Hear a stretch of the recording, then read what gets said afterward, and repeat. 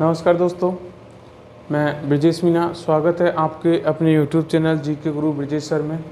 और आज अपन एक इंटरेस्टिंग टॉपिक पढ़ने वाले हैं और उसका नाम है महाराणा सांगा। सांगा का आपने नाम सुना ही होगा कि सांगा कौन थे, कैसे थे और क्या थे, ये सब अपन यहाँ देखने को मिलेंगे। मैंने आपको रायमल पढ़ाया। रायमल के 3 पुत्र थे, पृथ्वीराज, जयमल और सांगा, और किस प्रकार से दोनों की क्या हो गई, मौत हो गई। पृथ्वीराज जो सिसोदिया था वो जहर देकर मार दिया गया और जयमल सोलंकियों से लड़ता हुआ मारा, तो बचा कौन, महाराणा सांगा। और ये राजा बनता है 1509 से 1528 तक। महाराणा सांगा के बारे में देखते, एक महान वीर पराक्रमी व्यक्ति था। 80 घाव थे इसकी बॉडी पर, एक हाथ एक आंख बिल्कुल नहीं थी किसके, महाराणा सांगा के। क्योंकि एक आंख तो उसने कब खो दी थी, जब पृथ्वीराज सिसोदिया ने तलवार की बार किया इसके ऊपर, तलवार की होल चीज की एक आंख को फोड़ दी थी। इस कारण से तब इसकी क्या चली गई, एक आंख चली गई। महाराणा सांगा के बारे में अपन देखते हैं कि जन्म होता है इसका 1482। पिता का नाम है महाराणा रायमल। पिता का नाम है रायमल।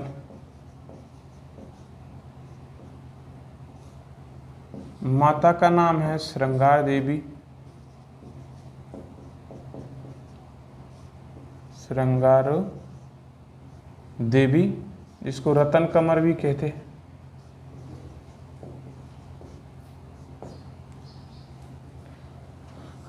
महाराणा का जो राज्याभिषेक हुआ था वो 24 मई 1509 को हुआ।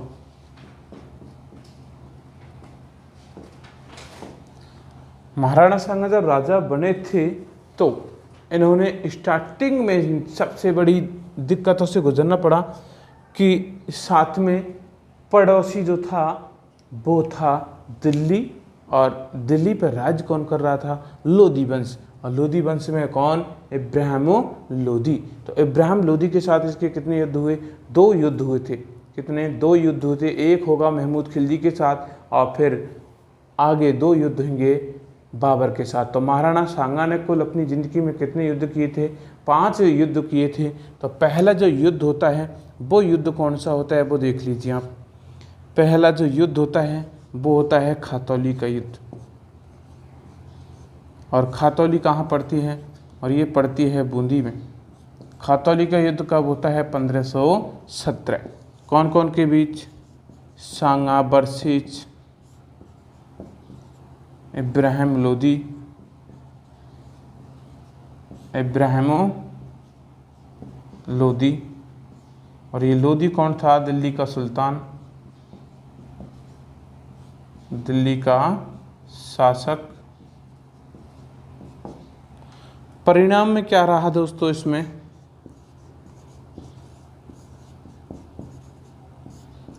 परिणाम में रहा था सांगा की विजय।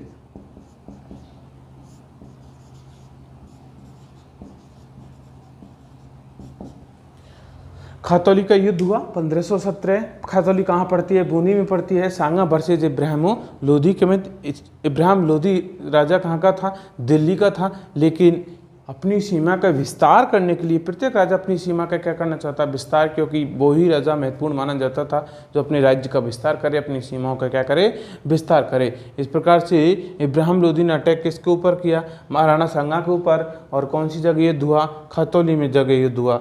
जीत किसकी हुई, सांगा की जीत हुई। ये कौन सा युद्ध हुआ, पहला युद्ध। कौन सा, खातौली का युद्ध। दूसरा युद्ध अगर देखते हैं अपन, आगे बढ़ते हुए आप इसको लिख लीजिए, स्क्रीनशॉट ले लीजिए। और इसको दूसरा युद्ध जो अपन आगे बढ़ते हैं वो कौन सा युद्ध है वो देख लीजिए। दूसरा युद्ध है बाड़ी का।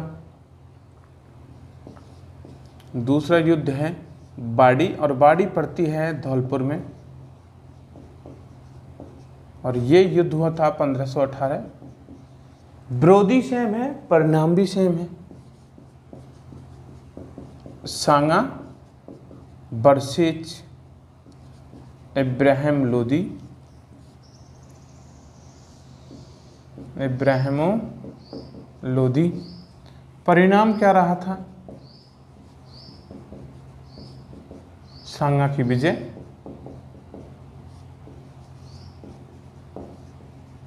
सांगा की विजय। लगातार 2 युद्ध जीत चुका है। बाडी के युद्ध 1518 में हुआ, बाडी पड़ती है धौलपुर में। नेक्स्ट जो युद्ध हुआ था वो हुआ था गागरून। और गागरून कहाँ पड़ता है? ये पड़ता है झालावाड़। और ये युद्ध कौन कौन के बीच हुआ था? ये युद्ध हुआ था सांगा वर्सेज महमूद खिलजी सेकेंड। और ये राजा है मालवा का, मालवा का शासक। परिणाम क्या रहा इस युद्ध में? परिणाम सांगा की विजय। सांगा की विजय। 3 युद्ध हो गए। तीनों युद्धों में जीत किसकी हुई? महाराणा सांगा की। गागरोन झालावाड़ है। और मैंने आपको बताया था कि महाराणा कुंभा ने युद्ध किसके साथ किया था? महमूद खिलजी प्रथम के साथ। और ये कौन सा है? महमूद खिलजी सेकंड। वो भी मालवा का शासक था और ये भी मालवा का शासक है। लेकिन इसमें विरोधी में कौन है? महाराणा सांगा है। और जीत किसकी हो रही है? महाराणा सांगा की। दोनों युद्ध 3 युद्ध इसने जीत लिए लगातार। तो अब पारी आती है महाराणा सांगा वर्सेज बाबर। महाराणा सांगा वर्सेज बाबर। एक बात ध्यान रख लीजिए, सांगा की सीमा थी वो किससे टकराती थी? आगरा से, यूपी से टकराती थी। चित्तौड़गढ़ से लेकर आगरा से टकराती थी। और आगरा से साथ इब्राहिम लोदी की सीमा भी टकराती थी। तो दोनों में टकराव होता था। कौन कौन में? इब्राहिम लोदी और महाराणा सांगा के मध्य। लेकिन दोनों युद्धों में हार के इब्राहिम लोदी तो कहाँ चला गया? दिल्ली चला गया। तो यहाँ चाल चली किसने दोस्तों? बाबर व सांगा के मध्य संघर्ष। सांगा के मध्य संघर्ष। ये बाबर है क्या बीमारी? आया कहाँ से?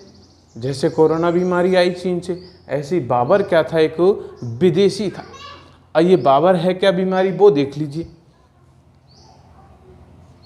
बाबर है और ये निवासी है फरगना। और फरगना कहाँ पड़ती है? अफगानिस्तान में। जन्म 1483 को हुआ इसका।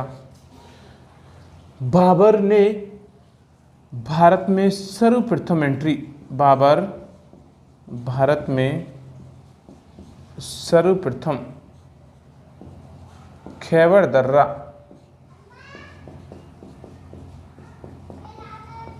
लाहौर, जो वर्तमान में कहाँ पड़ता है? पाकिस्तान से होते हुए आया। और ये कब आया? 1507 में। बाबर फरगना का निवासी है, अफगानिस्तान का रहने वाला। जन्म 1483।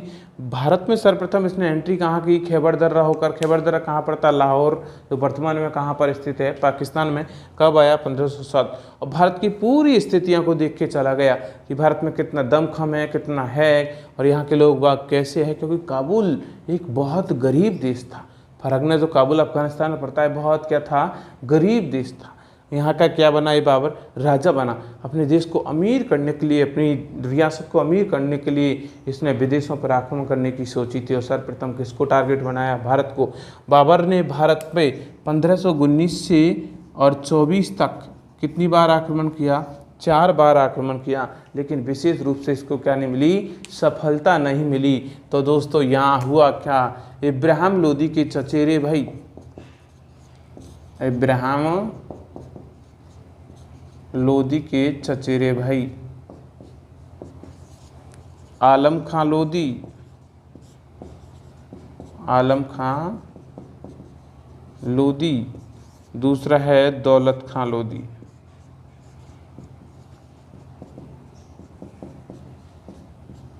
दोनों तो ये थे।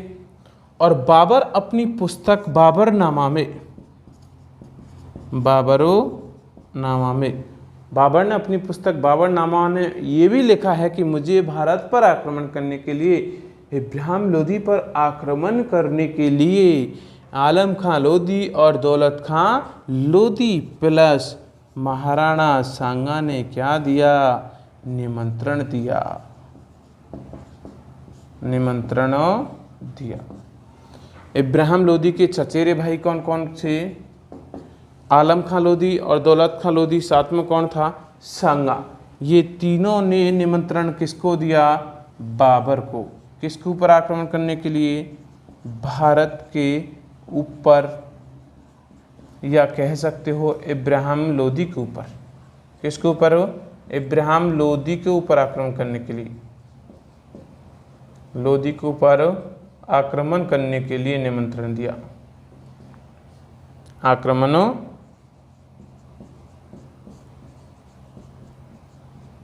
करने के लिए निमंत्रण दिया।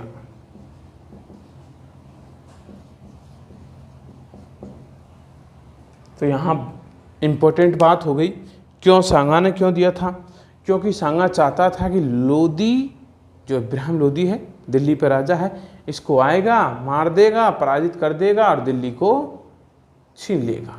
लेकिन ऐसा नहीं सोचा था कि विदेशी आएंगे और स्थायी रूप से यहीं जम जाएंगे।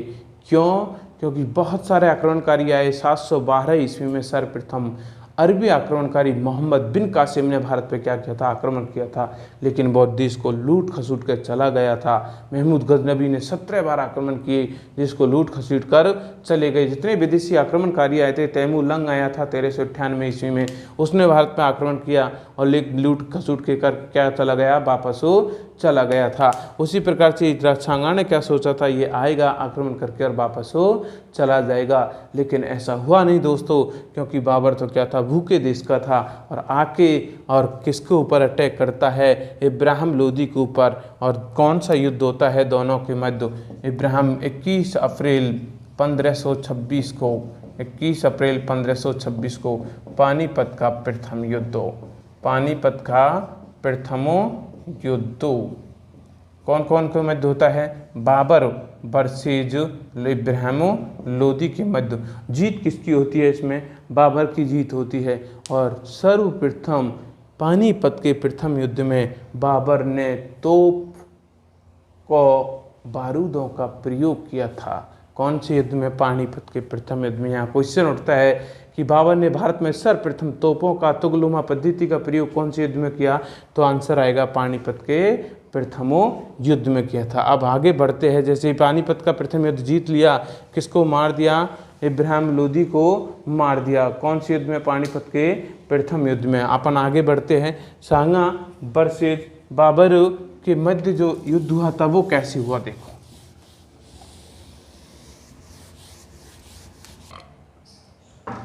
आगे की जो स्थिति है दोस्तों वो क्या है, महाराणा सांगा वर्सेज बाबर के मध्य किस प्रकार से युद्ध हुआ। जब बाबर की सेना पानीपत के युद्ध को जीत कर कहाँ विराम कर रही थी, बयाना में। कहाँ पर हो, बयाना में। और बयाना का जो कहाँ पड़ता है, बयाना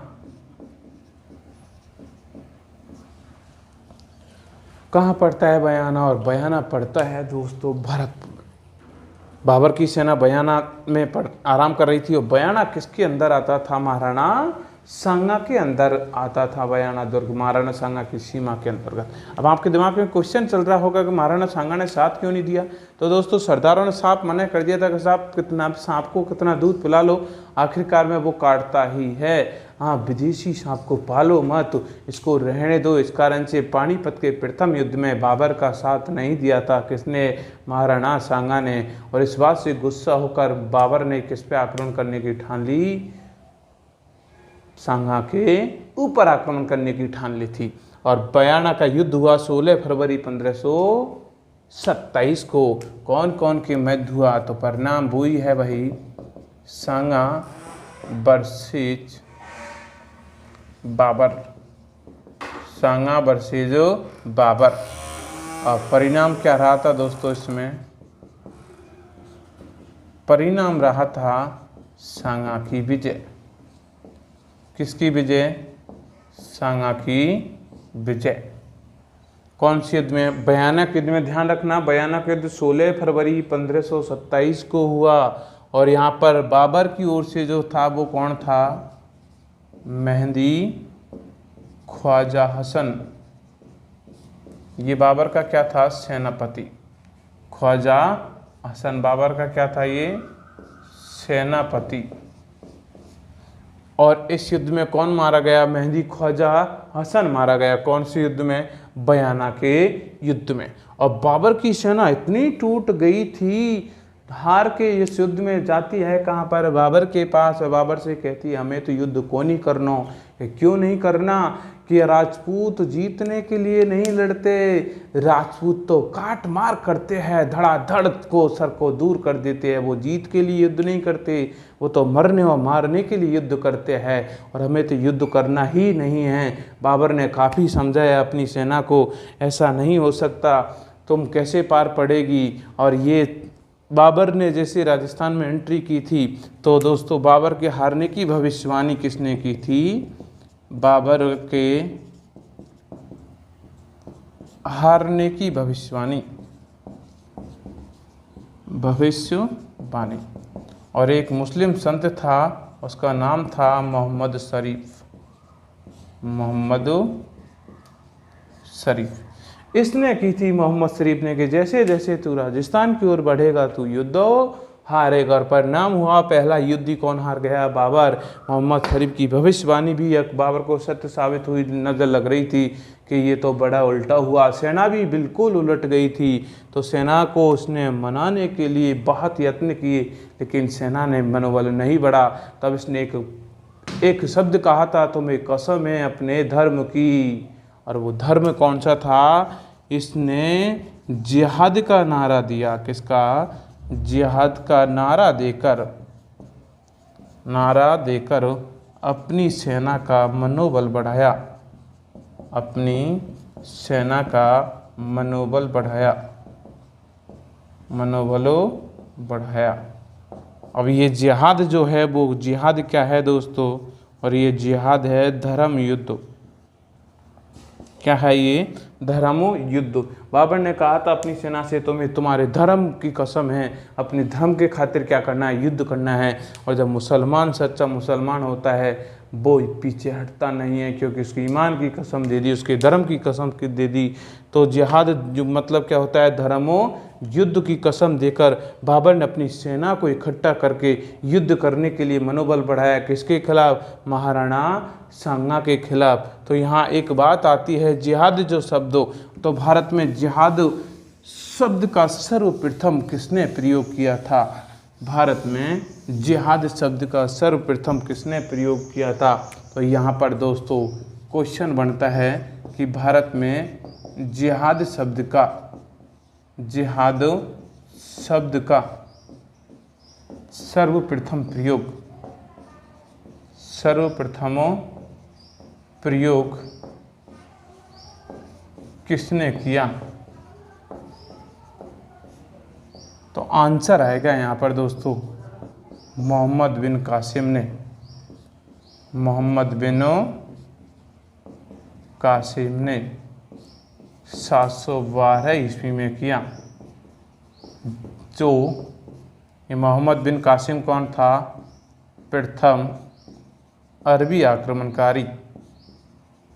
कौन था दोस्तों? प्रथमो अरबी आक्रमणकारी। ध्यान रखना, भारत में सर्वप्रथम जिहाद शब्द का प्रयोग किसने किया था? मोहम्मद बिन कासिम ने। कब किया? 712 ईस्वी में। क्यों किया था? क्योंकि जब भारत के ऊपर आक्रमण किया तो इसकी सेना ने भी क्या कर दी? मना कर दी थी कि मैं युद्ध नहीं करेंगे। इस कारण से इसने कसम डाली थी, जिहाद मतलब धर्म युद्ध की। और तब इसकी सेना भी क्या हुई? लड़ने के लिए तैयार हुई थी। अब बात आती है महाराणा सांगा और बाबर के मध्य जो सबसे महत्वपूर्ण युद्ध हुआ था, सबसे अहम युद्ध हुआ था, जिसका नाम वर्तमान में भी जाना जाता है, और इस युद्ध का नाम है दोस्तों खानवा का युद्ध। कौन सा युद्ध? खानवा का युद्ध। और ये खानवा का युद्ध होता है दोस्तों 17 मार्च 1527। कब होता है? 17 मार्च 1527 ईस्वी को कौन सा युद्ध होता है? खानवा का युद्ध होता है। और कौन कौन के मध्य होता है? महाराणा सांगा,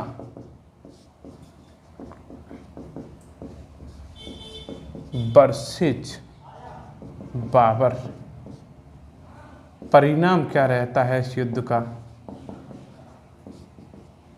बाबर की विजय। बाबर की विजय। इस युद्ध में सांगा की सहायता के लिए सांगा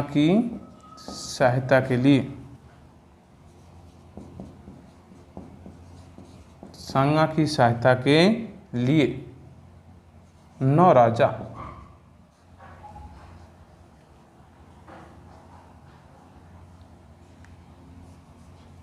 7 राजा, 9 राव, 104 सरदार तथा 1 लाख पैदल सेना, 1 लाख पैदल सेना एकत्रित हुई।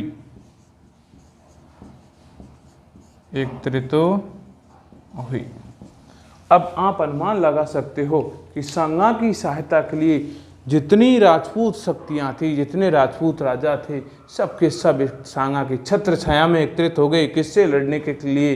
बाबर से लड़ने के लिए। सांगा ने पाती भेजी थी। पाती मतलब निमंत्रण देना।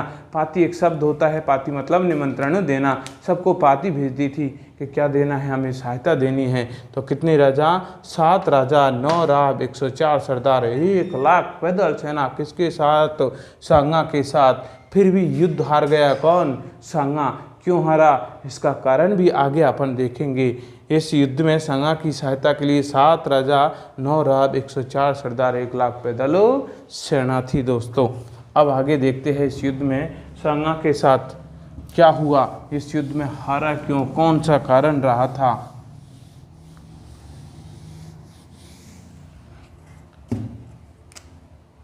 इस युद्ध में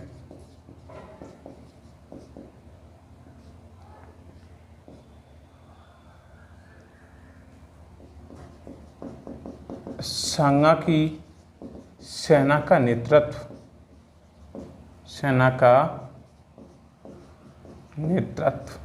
और ये किया था हसन खां मेवाती ने। किसने किया? हसन खां मेवाती ने किया था। कौन सी? सांगा की सेना का नेतृत्व किसने किया? हसन खां मेवाती ने। इस युद्ध में सांगा के साथ गद्दारी, सांगा के साथ धोखा किया था नागौर के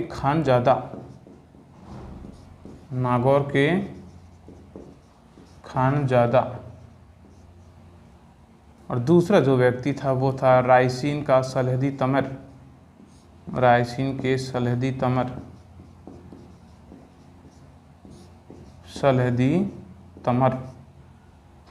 तीसरा पॉइंट है घायल राणा सांगा का छत्र किसने धारण किया? घायल राणा सांगा का छत्र धारण करने वाला छत्र धारण झाला अज्जा ने किया और लड़ते हुए वीर गति को प्राप्त हुआ। और लड़ते हुए वीर गति को प्राप्त हुआ।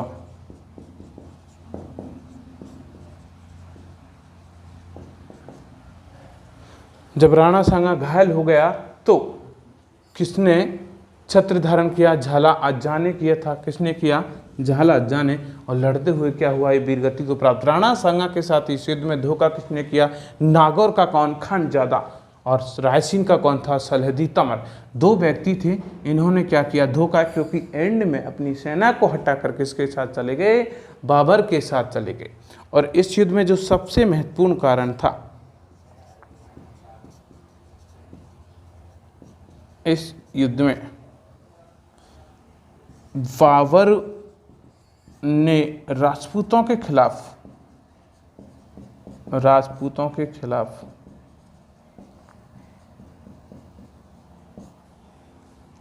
तोपों प्लस तुगलमा पद्धति का प्रयोग किया। तुगलमा पद्धति का प्रयोग किया।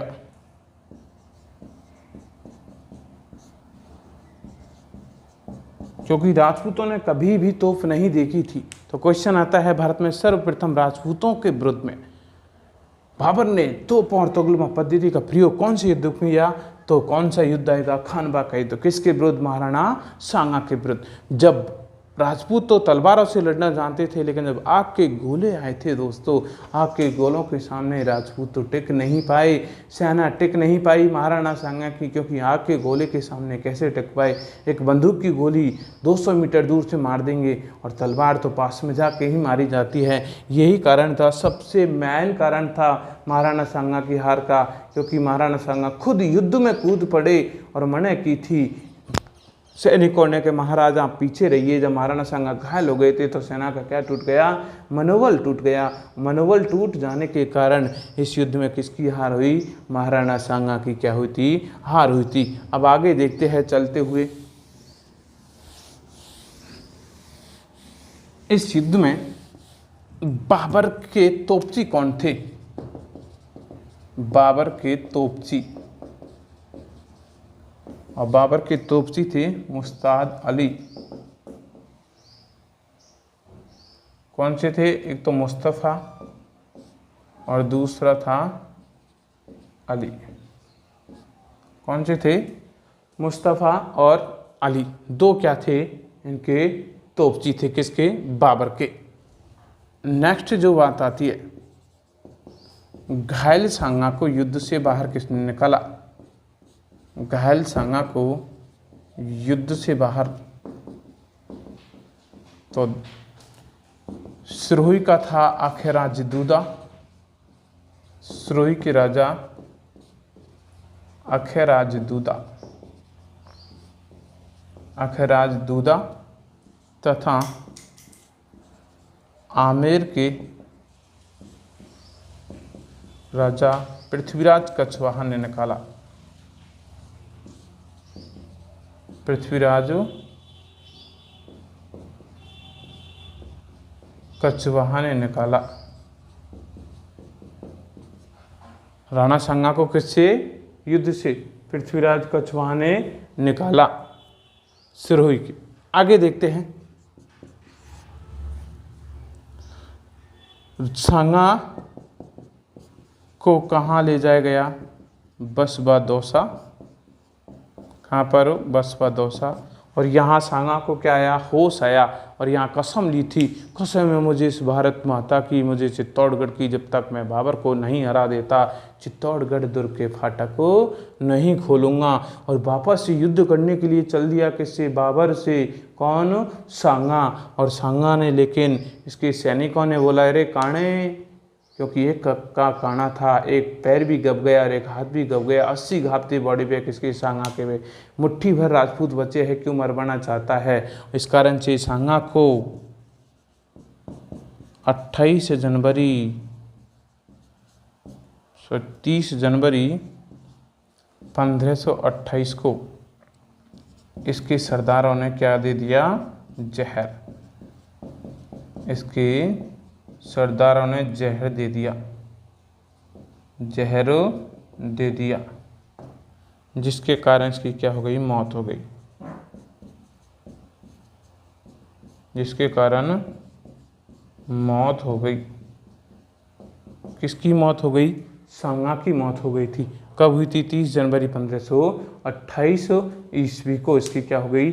मौत हो गई दोस्तों। नेक्स्ट क्लास अपन आगे देखते हैं कंटिन्यूस को। तब तक के लिए धन्यवाद। हमारे चैनल को सब्सक्राइब कीजिए, लाइक कीजिए एंड शेयर कीजिए। और इस पे कंप्लीट राजस्थान एंड ज्योग्राफी संपूर्ण वीडियो इस चैनल के माध्यम से मिलेंगे। और नेक्स्ट क्लास कंटिन्यू असांगा की 4-5 बची हुई है इसकी उपाधि, थोड़ी सी इसकी किस नाम से जाना जाता है वो अपन नेक्स्ट की क्लास में देखेंगे। तब तक के लिए धन्यवाद, नमस्कार।